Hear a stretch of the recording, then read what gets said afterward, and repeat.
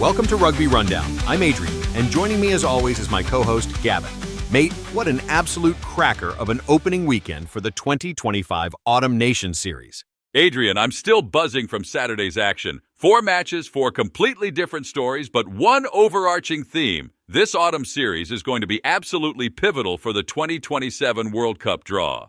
Absolutely. Let's dive straight into the results. England 25, Australia 7 at Twickenham, Ireland 13, New Zealand 26 in Chicago, South Africa 61, Japan 7 at Wembley, and Scotland 85, USA 0 at Murrayfield.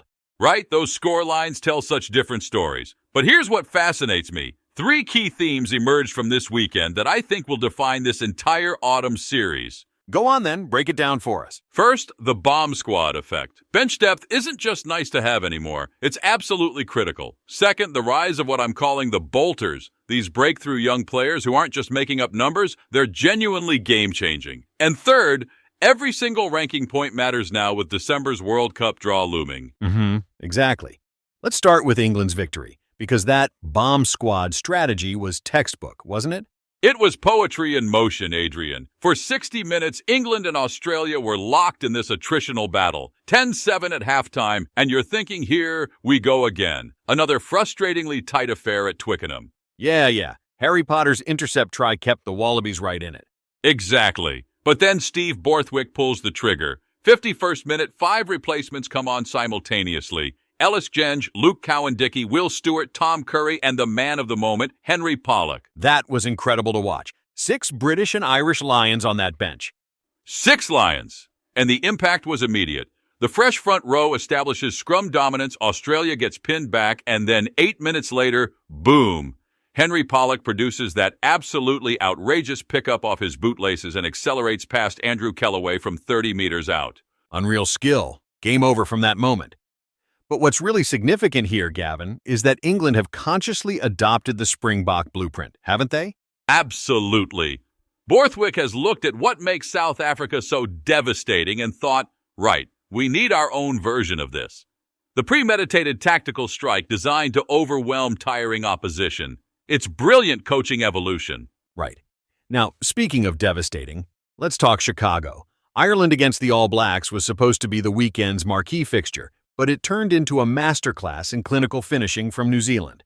That red card controversy will dominate the headlines. But here's the thing. Ireland successfully navigated those 20 minutes with 14 men. They were 13-7 up early in the second half. The real story is how they threw it away. Absolutely. The lineout became a lottery, didn't it? 5 crucial throws going astray. Dan Sheehan had an absolute nightmare with the darts. 5 lost throws, particularly in attacking positions. That's cardinal sin territory at test level. You simply cannot give New Zealand those opportunities and expect to get away with it. And then the All Blacks showed exactly why they're champions. That final 20 minutes was ruthless. Classic All Blacks identity right there, Adrian. They absorbed the pressure, stayed patient, and then, bang!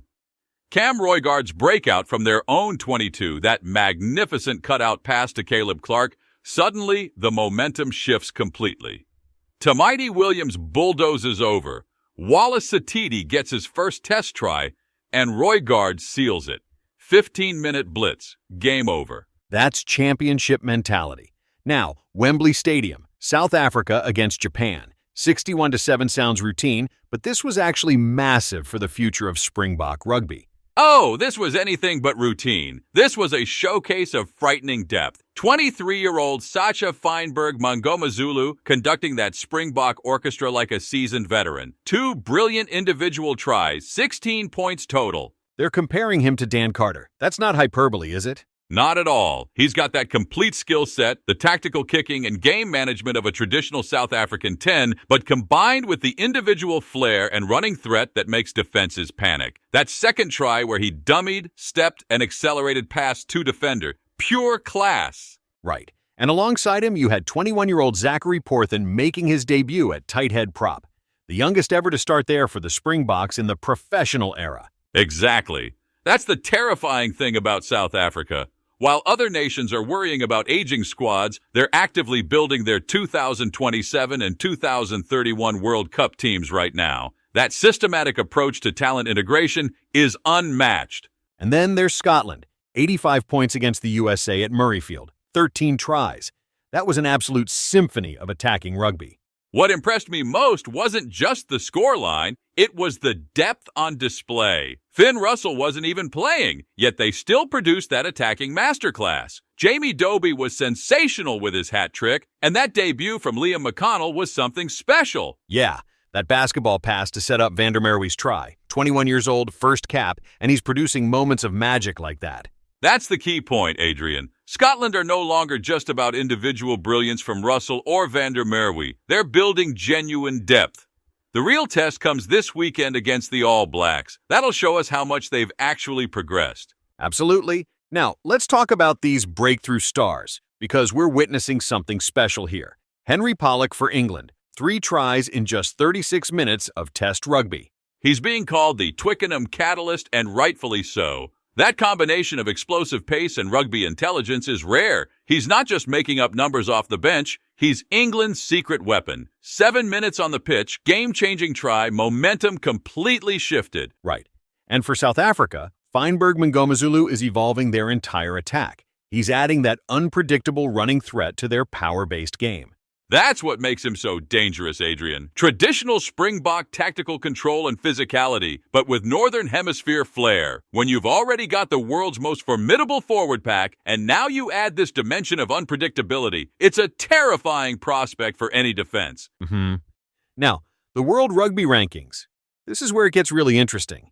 England's victory has pushed them up to 4th, leapfrogging France. That's massive for the World Cup seeding. Moving into that top 4 bracket could be the difference between a manageable group and a pool of death. New Zealand gained nearly a full point with their Chicago win, closing the gap on South Africa. Meanwhile, Ireland lost almost a point. Suddenly, they're vulnerable. Exactly. The pressure is enormous now. France haven't even played yet, and they've dropped to 5th.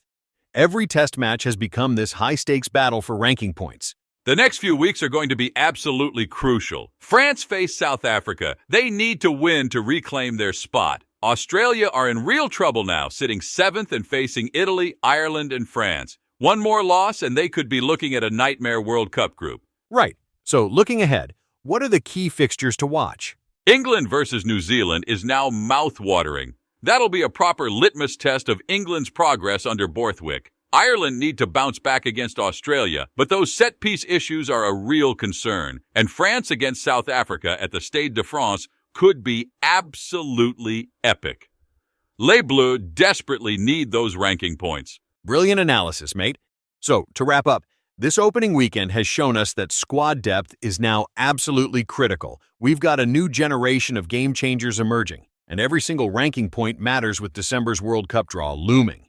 The autumn internationals have been transformed from compelling exhibitions into genuine high-stakes warfare for World Cup supremacy. The board is set, the first moves have been made, and this contest for global rugby dominance is well and truly underway. That's a wrap for this week's Rugby Rundown. Join us next week when we'll be breaking down all the Round 2 action. I'm Adrian, he's Gavin, and we'll see you next time. Before we sign off, though, Adrian, I want to dive a bit deeper into those key matchups coming up. That England-New Zealand clash at Twickenham is absolutely fascinating from a tactical perspective. You've got Borthwick's evolving bomb squad strategy going head-to-head with Scott Robertson's new-look All Blacks. Absolutely.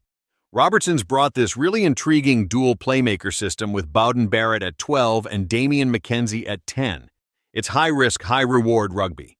Against England's defensive intensity and that bench weapon, it could be pure box office. The question is whether New Zealand's creativity can unlock England before that 50-minute replacement blitz hits. And here's what I'm watching for. New Zealand's scrum. They struggled against Ireland's pack pressure, particularly when down to 14 men. If England can replicate that early dominance through their starting front row, then unleash that Lions-heavy bench replacement, it could be game over. But if the All Blacks get quick ball and space for Barrett and McKenzie to operate, that pace and skill combination is lethal. Perfect analysis. And then there's Ireland against Australia. This could be make or break for both teams. Ireland need to prove that Chicago was an aberration, not a sign of decline. Those set-piece issues with Dan Sheehan must be sorted immediately. Meanwhile, Australia desperately need ranking points. Joe Schmidt knows Andy Farrell's systems inside out. That tactical chess match will be fascinating. My bold prediction? England edge New Zealand in a thriller, Ireland bounce back against Australia, and France shock South Africa in Paris. Absolutely chaotic World Cup seedings ahead.